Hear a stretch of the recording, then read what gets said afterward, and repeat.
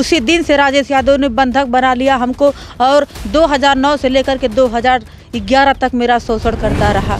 राजेश यादव के जितना भागना था वो भाग लिया, जितना हमको परेशान करना था वो परेशान कर लिया, लेकिन अब मैं राजेश यादव को बख्शने वाली नहीं हूँ, छोड़ने वाली नहीं हूँ। बहुत सारे लोग जो कह रहे हैं कि अब तक कहाँ थी कुसुम, अब तक काहे नहीं आवाज़ उठाई, तो क्या कभी गई अपने बच्चों को लेकर कुसुम राजेश यादव के घर पे, ताकि मुझे भी अपना अधिकार चाहिए, ये इसी का बेटा है तो मैं इसी के घर पे रहूंगी, कभी इस चीज़ को लेकर के? जी मैं बिल्कुल गई थी। जब मेरा बेटा पैदा हुआ था वही राजेश यादव कहता था कि तू जात की हरजन है, छोटी कास्ट की तेरी औकात क्या है, लेकिन आज मैं पूरे दावे से कहती हूँ कि आज मैं अपनी औकात तुझे दिखा कर रहूंगी। अगर नारी चाहेगी तो कितने लोग का सर्वनाश कर सकती है, और यही नारी घर की लक्ष्मी बनती है, तो यही नारी रणचंडी काली दुर्गा भी बन सकती है। तो आज मैं बन करके राजेश यादव का सर्वनाश कर दूंगी।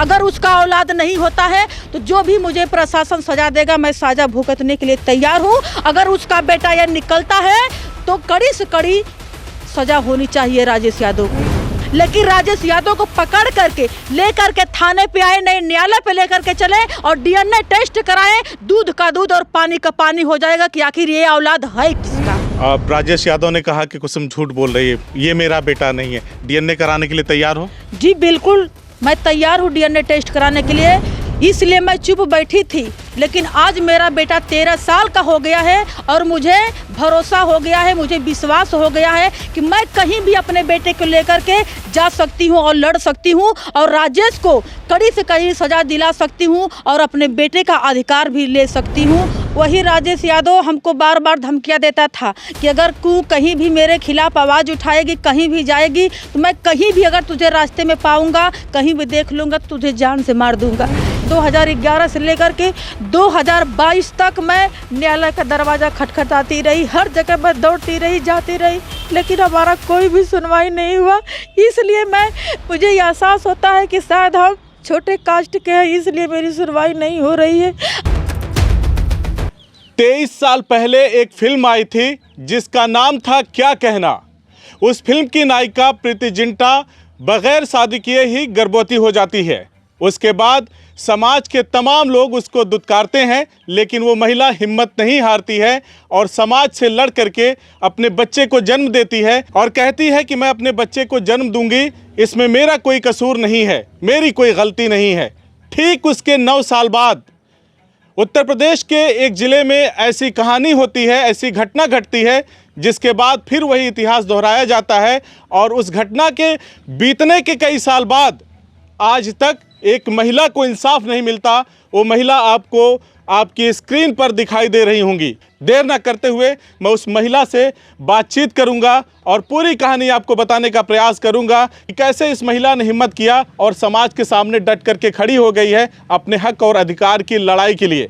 बाबा साहेब अम्बेडकर के बनाए गए संविधान से ये देश चल रहा है और उस देश में बाबा साहेब की बिटिया कह रही थी अभी कुछ देर पहले कि हम छोटे हैं, छोटे तबके से आते हैं, इसीलिए हमें न्याय नहीं मिलता।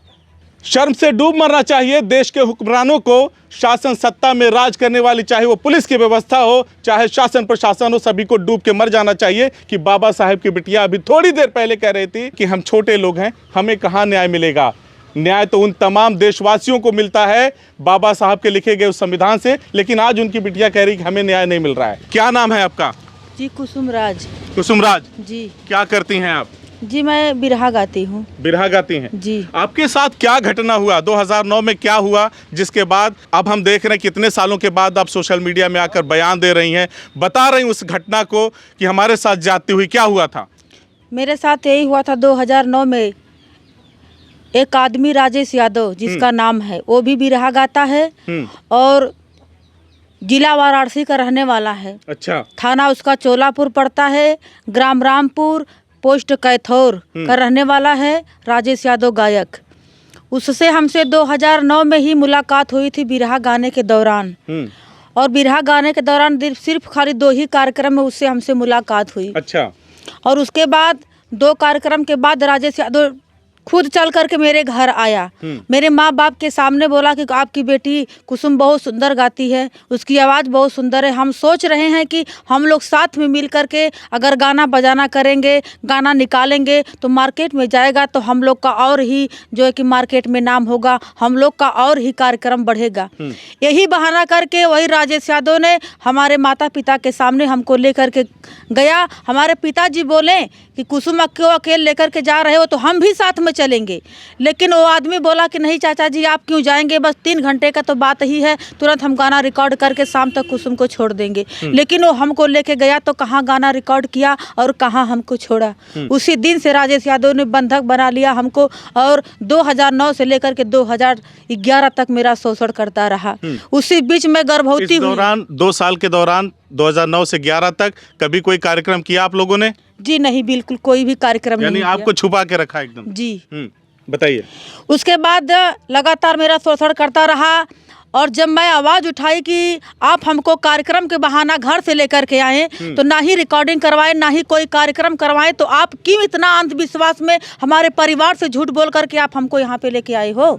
तो बोला कि मैं तुमसे शादी करने के लिए। मैंने बोली कि शादी करने के लिए आप की उम्र 30 साल है, मेरी उम्र 14 साल है, और वो भी आप एक यादव कास्ट के हैं, मैं एक जो कि छोटी कास्ट की हूँ, ये कैसे हो सकता है? वही राजेश यादव ने बोला कि हम लोग कलाकार हैं, जात कलाकार की कोई जात बिरादरी नहीं होती जी, कि कलाकार का कोई जात बिरादरी नहीं होती। अच्छा। फिर भी मैंने बोला कि नहीं, मैं तुमसे शादी नहीं करूंगी, अगर शादी करना है तो हमारे घर चलिए, हमारे पिता हमारे माता के रजामंदी से आप भी अपने परिवार को बुला लीजिए, अगर आपके परिवार वाले रजामंदी होते हैं तो मैं शादी करने के लिए तैयार हूँ। अच्छा। लेकिन वो हमको नहीं लेके आया। उसी जगह राजेश यादव ने हमको बंदी बना करके रखा, और जिस जगह वो हमको रखा था कि मैं एकदम मजबूर थी सर। 2009 की बात है, ना उस समय मोबाइल की व्यवस्था हमारे पास थी, ना कोई चीज़ की व्यवस्था थी, ना कोई चीज़ की हमको जानकारी थी कि हम वहाँ से निकले तो निकले कैसे और यहाँ से भागे तो कैसे भागे। मैं मजबूर थी। कैसे वहाँ से निकली? मैं 2011 में जब प्रेग्नेंट हुई तब मैं उससे बोली कि देखिए अब तो आप हमसे शादी कर लीजिए, ये जमाना ये दुनिया लोग हमको क्या ताना मारेगा। हमारे साथ जो हुआ वो तो हुआ ही, हमारे बच्चे को कोई गलत ना बोले। जी मैं बिल्कुल बोली कि अगर मेरा बेटा जन्म लेगा या बेटे जन्म लेगी तो लोग उसको तरह तरह की बातें बोलेंगे, ताना मारेंगे। कम से कम हमको एक पत्नी का दर्जा दे दीजिए कि लोग हमको कुछ ना कहे और हमारे बेटे बेटी को कुछ ना लोग कहें। लेकिन वही राजेश यादव नहीं माना और हमसे शादी भी नहीं किया, हमको प्रताड़ित करता रहा और हमको मारता पीटता रहा।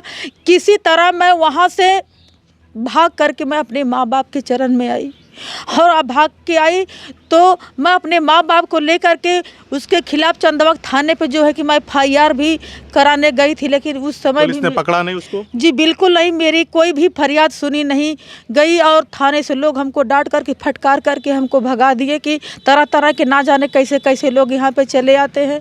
मेरी आज तलक भी फरियाद नहीं सुनी जा रही है। हर जगह मैं दौड़ रही हूँ। आज लोग आवाज़ उठा रहे हैं कि आज करीब इतना पुराना मैटर हो गया है, करीब 14-15 साल हो गया है। तो सर 2011 से लेकर के जब मेरा पैदा बेटा हुआ, 2011 से लेकर के 2022 तक मैं न्यायालय का दरवाज़ा खटखटाती रही, हर जगह मैं दौड़ती रही, जाती रही, लेकिन हमारा कोई भी सुनवाई नहीं हुआ। इसलिए मुझे ये एहसास होता है कि शायद हम छोटे कास्ट के हैं, इसलिए मेरी सुनवाई नहीं हो रही है। अगर आज हम बड़े होते, हमारे पास पैसा होता या धन होता तो शायद हमारी सुनवाई हो जाती। मैं आपको दिखाना चाहता हूं, 2023 का वक्त है। आज भी आप देखिए कि घास फूस से बना हुआ ये मकान है, ये छप्पर है, इसी में इनका परिवार रहता है। अपने माता पिता के यहाँ रहते हैं, क्योंकि राजेश यादव ने जब इनको धोखा दे दिया, इनका शोषण करने के बाद इनको अपनाया नहीं, इनको छोड़ दिया जमाने भर की ठोकरें खाने के लिए। लेकिन माँ बाप तो नहीं छोड़ सकते ना साहब। माँ बाप ने अपनी बच्ची को पनाह दिया, और इतना साल बीतने के बाद भी अगर इनकी हालत ऐसी है तो सोचिए कि 2009 में अगर एक बिरहा कलाकार, एक लड़की ने उस वक्त 14 साल की उम्र में इतनी हिम्मत की, अपने परिवार की आर्थिक दशा को देखते हुए कि मैं अगर 4 पैसे कमाने लगूंगी तो मेरे परिवार को सहायता हो जाएगा, यही सारी बातें तो सोच करके आप गई होंगी बिरहा गाने। जी बिल्कुल। लेकिन बिरहा गाने के नाम पर, साथ में मिलकर कैसेट बनाने के नाम पर किस तरह से एक महिला को छला गया है, और बाबा साहब की बिटिया कह रही कि हम छोटे लोग हैं, न्याय हमें कहाँ मिलता है। ये शर्मनाक घटना है उत्तर प्रदेश के जौनपुर जिले में चंदबक थाना है ये। अब एक चीज़ और मैं आपको बताना चाहूँगा। अब आप लोग ये सोच रहे होंगे, बहुत सारे ज्ञानचंद लोग आके कमेंट में लिखेंगे कि महिला झूठ बोल रही है, आखिर इतने साल बाद क्यों इस मुद्दे को उठा रही है, इतने साल तक कहाँ थी। तो इस महिला ने पहले ही बता दिया कि 11-12 साल बीत गई उस घटना को घटे हुए। मैं बराबर थानों के चक्कर काटती रही, पुलिस के दरवाजे पे, पुलिस की चौखट पे अपना माथा पीटती रही, लेकिन मुझे कहीं न्याय नहीं मिला। आप जाती रही? जी बिल्कुल, मैं जाती रही, लेकिन हमको कोई न्याय नहीं मिला और हमारा कोई FIR दर्ज करने के लिए तैयार नहीं था सर। सारे लोग हमको दुत्कार करके, झिझकार करके सारे लोग हमको भगा देते हैं। आज भी लोग मुझे थाने से भगा दे रहे हैं। आज भी इतना कार्रवाई होने के बावजूद भी लोग हमको भगा दे रहे हैं। चंदबक थाने से मेरा जो है कि रिपोर्ट नहीं लोग लिख रहे हैं। रिपोर्ट नहीं लिख रहे हैं? जी नहीं। तो उन लोगों को क्या कहोगे कुसुम, जो ये कहेंगे कि इतने सालों तक कहाँ थी, आखिर अचानक से कैसे कुसुम जाग गई, कुसुम राज कैसे जाग गई, आज इंसाफ की गुहार लगा रही? मैं उन लोगों से यही कहना चाहूँगी कि मैं जागी हूँ, क्योंकि मेरा बेटा छोटा था, मैं मजबूर थी और मैं कहीं अपने बेटों को लेकर के जा नहीं सकती थी, क्योंकि वही राजेश यादव हमको बार बार धमकियाँ देता था कि अगर तू कहीं भी मेरे खिलाफ आवाज़ उठाएगी, कहीं भी जाएगी, तो मैं कहीं भी अगर तुझे रास्ते में पाऊंगा, कहीं भी देख लूँगा तो तुझे जान से मार दूंगा। इसलिए मैं चुप बैठी थी। लेकिन आज मेरा बेटा 13 साल का हो गया है और मुझे भरोसा हो गया है, मुझे विश्वास हो गया है कि मैं कहीं भी अपने बेटे को लेकर के जा सकती हूं और लड़ सकती हूं और राजेश को कड़ी से कड़ी सज़ा दिला सकती हूं और अपने बेटे का अधिकार भी ले सकती हूं। और जो मेरा सम्मान गया है, जो मेरा इज्जत गई है, मैं फिर से सोचती हूँ कि ये हमारे उत्तर प्रदेश के प्रशासन, हमारी पुलिस, हमारे सारे लोग हमको फिर से वो इज्जत, फिर से वो हमको न्याय दिला सकते हैं। आज यही उम्मीद लेकर के मैं अभी तक आप लोग से निवेदन कर रही हूँ और अभी भी मैं पुलिस दरोगा और थाना के चक्कर काट रही हूँ। कुसुम राज, ये बताओ, अगर राजेश यादव ने कहा कि कुसुम झूठ बोल रही है, ये मेरा बेटा नहीं है, DNA कराने के लिए तैयार हो? जी बिल्कुल, मैं तैयार हूँ DNA टेस्ट कराने के लिए, क्योंकि जितने भी मेरी वीडियो वायरल हुई उसमें भी लोग कमेंट बोले हैं कि ये झूठ बोल रही है, ये पैसा ऐंठने के लिए बोल रही है। तो मैं उस लोगों से कहना चाहती हूँ कि अगर मैं झूठ बोल रही हूँ तो ये मेरा 13 साल का बेटा आया कहाँ से, और अगर मैं झूठ बोल रही हूँ, राजेश यादव अगर सच है तो वो भी आकर के मीडिया वालों के सामने बोले ना कि कुसुम जी हमको आरोप लगा रही है, मुझे झूठ बोल रही हैं। और जिन जिन लोगों ने कह रहे हैं कि नहीं ये बात झूठ है, तो मैं उन लोगों से हाथ जोड़ करके कह रही हूँ कि अगर उनके घर में बहन है, बेटी है, अगर राजेश यादव का साथ दे रहे हैं तो हमें कोई एतराज नहीं है, लेकिन राजेश यादव को पकड़ करके लेकर के थाने पे आए, नहीं न्यायालय पे लेकर के चले और DNA टेस्ट कराएं, दूध का दूध और पानी का पानी हो जाएगा कि आखिर ये औलाद है किसका। अगर उसका औलाद नहीं होता है तो जो भी मुझे प्रशासन सजा देगा मैं साजा भुगतने के लिए तैयार हूँ। अगर उसका बेटा यह निकलता है तो कड़ी से कड़ी सजा होनी चाहिए राजेश यादव को। बहुत सारे लोग जो कह रहे हैं कि अब तक कहाँ थी कुसुम, अब तक काहे नहीं आवाज़ उठाई, तो क्या कभी गई अपने बच्चे को लेकर कुसुम राजेश यादव के घर पे, ताकि मुझे भी अपना अधिकार चाहिए, ये इसी का बेटा है तो मैं इसी के घर पे रहूँगी, कभी इस चीज़ को लेकर के? जी मैं बिल्कुल गई थी। जब मेरा बेटा पैदा हुआ था, 15 दिन का था, तो मैं ज़रूर उसके घर पे गई थी, लेकिन उसके घर वाले और उसके परिवार वाले, उसके माता पिता ने लोग हमको धक्का मार करके, जब मैं वहाँ गई तो सर हमको एक बात और जो है कि देखने को मिला कि पहले से ही राजेश यादव शादीशुदा है, उसके पास 2 बच्चे हैं और 1 लड़कियां हैं।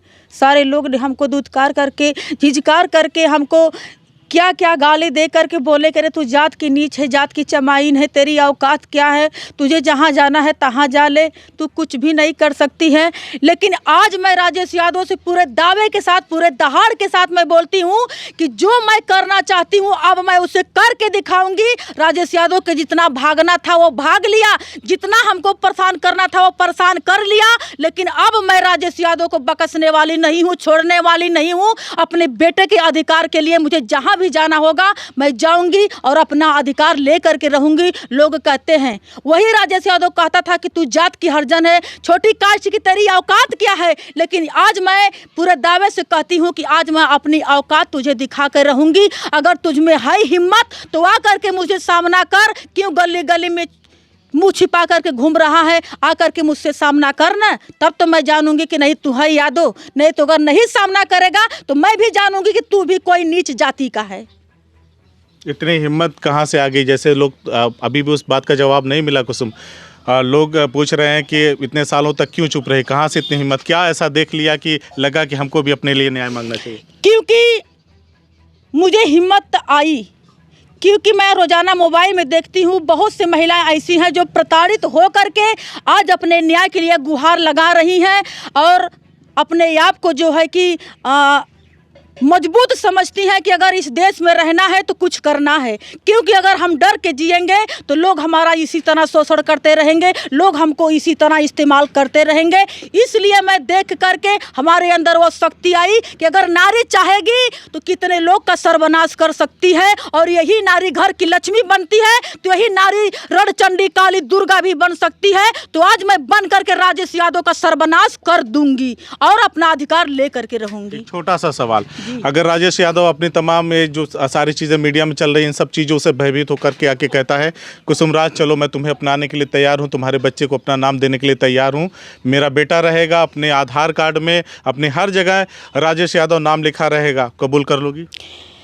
देखिए सर, जहाँ तक आप आधार कार्ड की बात कर रहे हैं तो मेरे बेटे का आधार कार्ड राजेश यादव खुद बनवाया है। अच्छा जी, बनवाया है और आधार कार्ड में उसका मोबाइल नंबर भी दर्ज है। जैसे एक बात है ना कि लोग कह रहे हैं कि इसका कोई बाप नहीं है, बिना ब्याह के ही पैदा हो गया बच्चा, बच्चों को लेकर लोग ताने मारते हैं। तो क्या अगर राजेश अपनाने के लिए तैयार है तो सारी चीज़ें भूल जाएंगे किसे? जी भाई, जो हमारे साथ वो हरकत किया है सर, मैं उसे तो कभी नहीं भूल सकती हूँ और ना ही मैं दोबारा उसके साथ जा सकती हूँ। क्यों कि उसके ऊपर से मेरा विश्वास खत्म हो चुका है कि जो आदमी अंधविश्वास में रख करके मेरे माँ बाप के सामने ले करके गया, मुझे अंधविश्वास में मेरा इतना दिन तक शोषण किया और आज इस अवस्था में हमको छोड़ दिया है दर दर की ठोकर खाने के लिए। तो आप बताइए कैसे मैं उसके साथ अपना जिंदगी यापन कर सकती हूँ? मान लीजिए आपको न्याय मिल गया, ये सारी चीज़ें और पुलिस प्रशासन देखता है, शासन देखता है, आपको न्याय मिल गया तब तो ठीक है।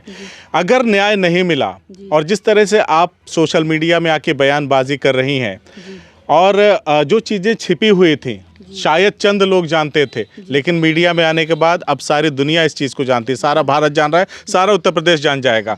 तो आपको नहीं लगता कि अगर न्याय आपको नहीं मिला फिर आपके बच्चे की बदनामी, आपकी बदनामी करेंगी क्या कुसुम? हमें पूरा विश्वास है कि हमको न्याय मिलेगा। क्यों कि ये मेरा बेटा राजेश यादव का है और हम इसी विश्वास पे लड़ रहे हैं। क्योंकि लोग कहते हैं कि एक विश्वास पे ही दुनिया टिकी है, अगर विश्वास नहीं होता तो कुछ नहीं होता। तो हमें विश्वास है कि हमें ज़रूर न्याय मिलेगा और जहाँ तक विश्वास हमें है तो मेरा विश्वास अटल है और राजेश यादव का ये बेटा है, मैं दावे के साथ कहती हूँ। जरूरत होगा तो डीएनए भी हो जाएगा? जी बिल्कुल, अगर ज़रूरत होगी तो मैं डीएनए टेस्ट कराने के लिए तैयार हूँ।